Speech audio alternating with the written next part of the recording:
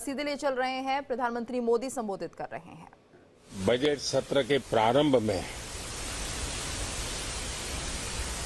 मैं समृद्धि की देवी मां लक्ष्मी को प्रणाम करता हूं।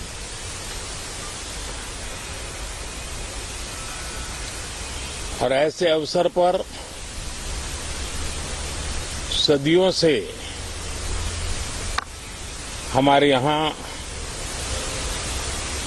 मां लक्ष्मी का पुण्य स्मरण किया जाता है। सिद्धि बुद्धि प्रदे देवी, सिद्धि बुद्धि प्रदे देवी, भुक्ति मुक्ति प्रदायिनी, भुक्ति मुक्ति प्रदायिनी, मंत्र मूर्ते सदा देवी, मंत्र मूर्ते सदा देवी, महालक्ष्मी नमोस्तुते, महालक्ष्मी नमोस्तुते। मां लक्ष्मी हमें सिद्धि और विवेक देती है, समृद्धि और कल्याण भी देती है।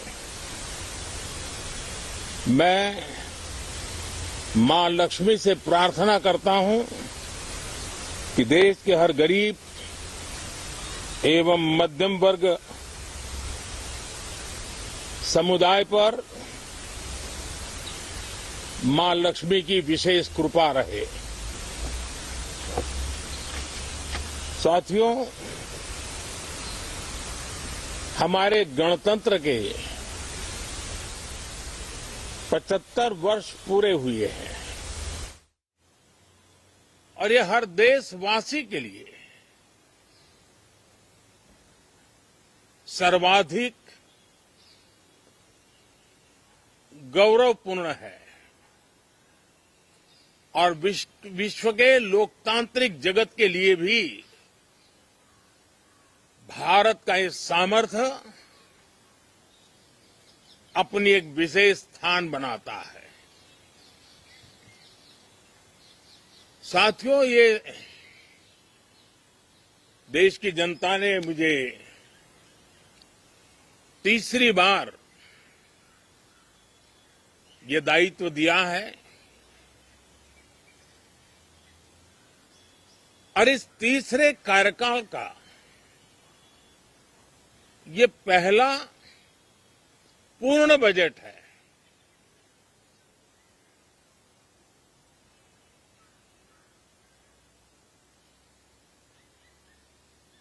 और मैं विश्वास से कह सकता हूं कि 2047 जब आजादी के 100 साल होंगे, विकसित भारत का जो संकल्प देश ने लिया है, यह बजट सत्र, ये बजट एक नया विश्वास पैदा करेगा, नई ऊर्जा देगा कि देश जब आजादी के 100 साल मनाएगा तब विकसित होकर रहेगा। 140 करोड़ देशवासी अपने सामूहिक प्रयास से इस संकल्प को परिपूर्ण करेंगे। तीसरे टर्म में हम मिशन मोड में देश को सर्वांगीण विकास की दिशा में,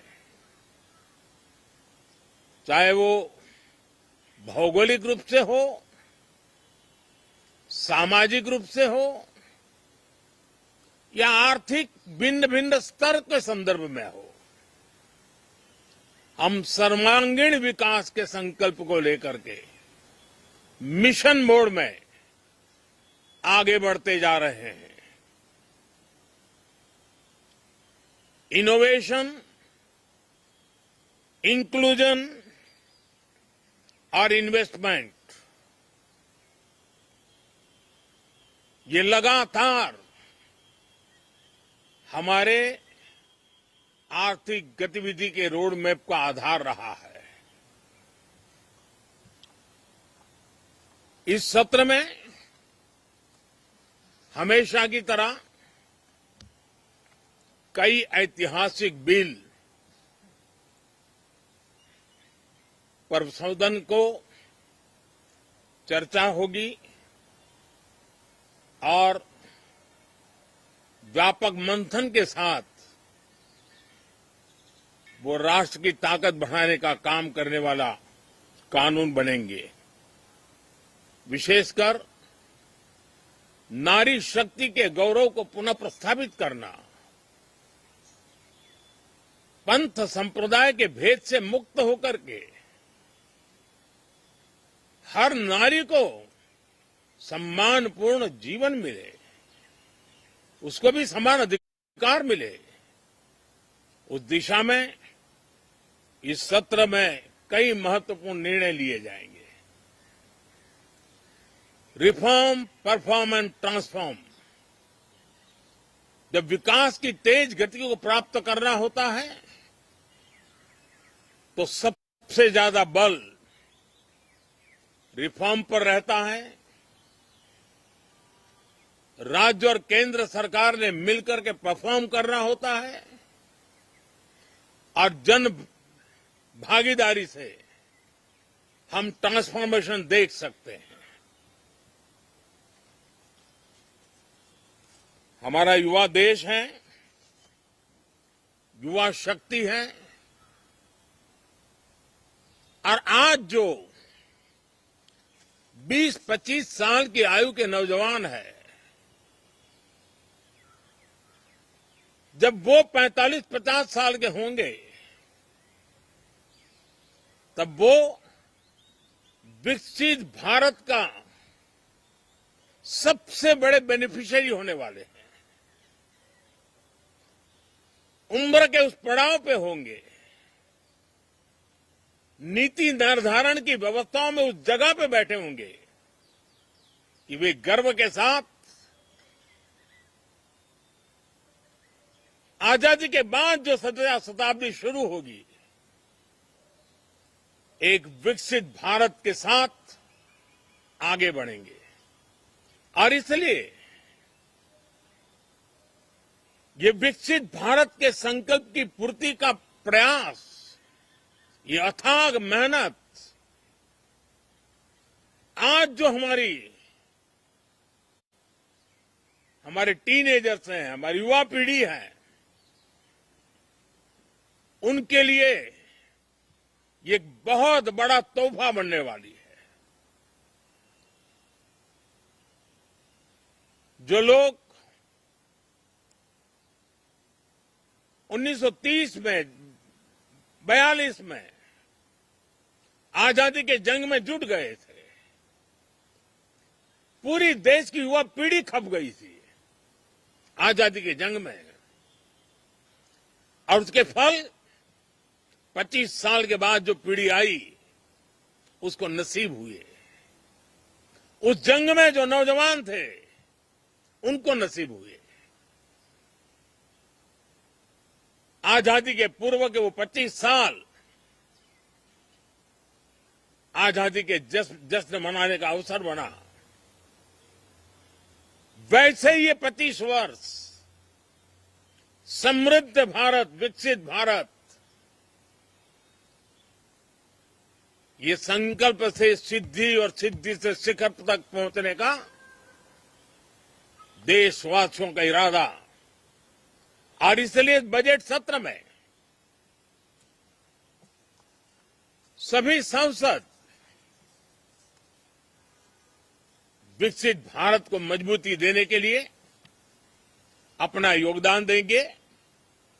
विशेष करके जो युवा सांसद है उनके लिए तो सुनहरा अवसर है, क्योंकि वो आज सदन में जितनी जागरूकता, जितनी भागीदारी बढ़ाएंगे और विकसित भारत के जो फल है वो तो उनकी नजर के सामने देखने को मिलने वाले हैं।